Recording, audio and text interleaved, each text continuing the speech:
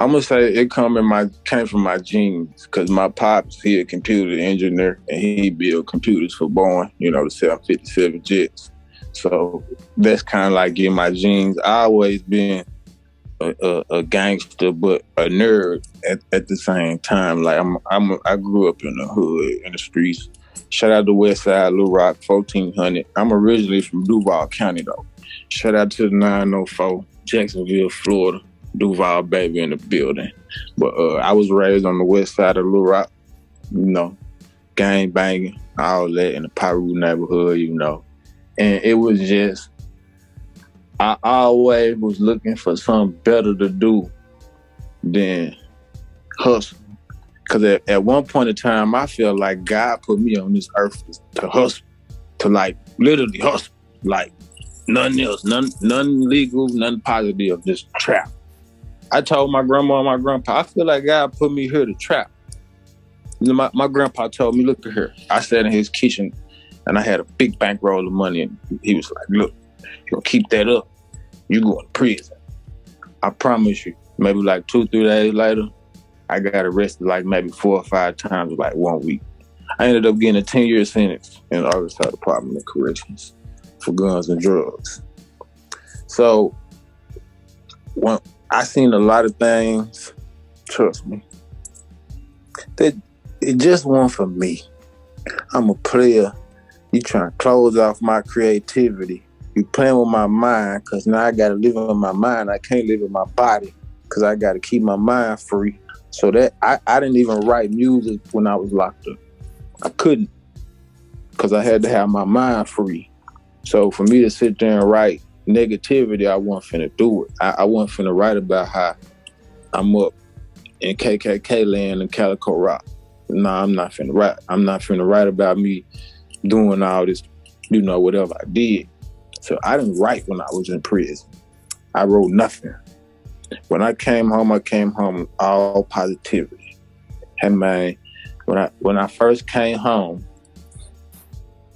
my first song was I recorded with an ankle monitor on. I was still in the halfway house doing my last 6 months for the gun charge.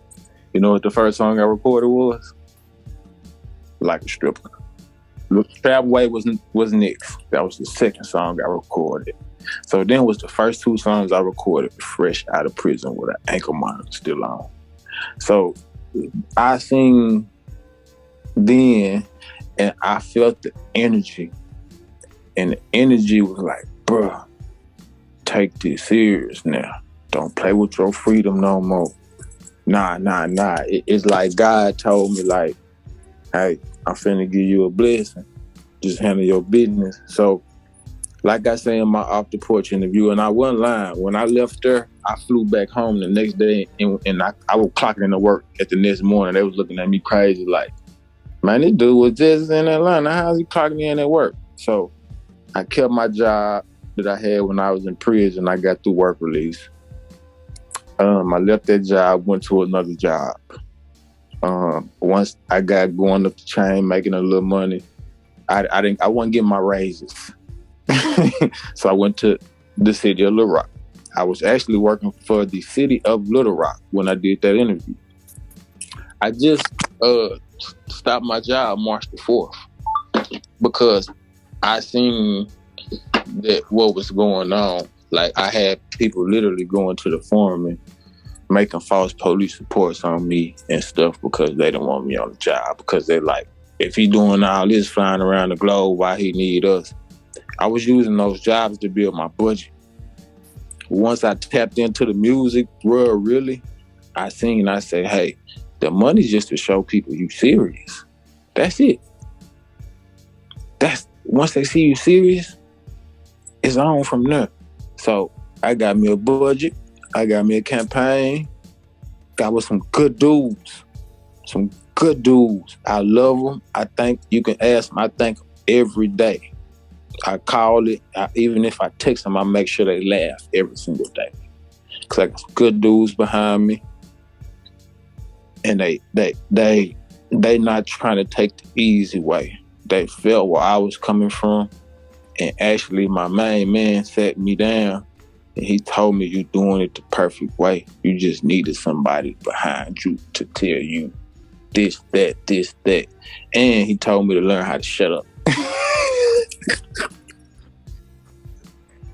Because I might spill, you know when Tyrese got drunk and I almost blew the beast by Dre Deal. Yeah, so I'm not allowed to go outside right now, be in the public eye, none of that. So this interview perfect right now anyway, but I'll be up in New York and Connecticut on the 28th. You know what I mean? Handle some business. Got some good things. As a matter of fact, going up there for the tech thing, the technology thing, the apps. So, we're gonna get this. We got a lot going on, got a lot coming. I just got an entrepreneur spirit.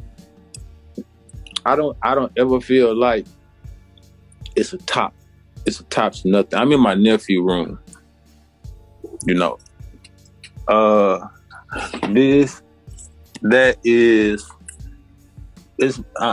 is my EP. I'm getting ready to drop right here. Trap stores too. But I'm in my nephew room right now. I had to borrow his room for some quietness.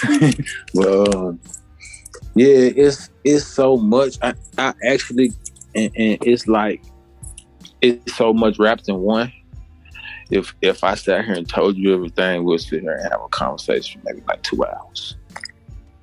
Like, it's crazy.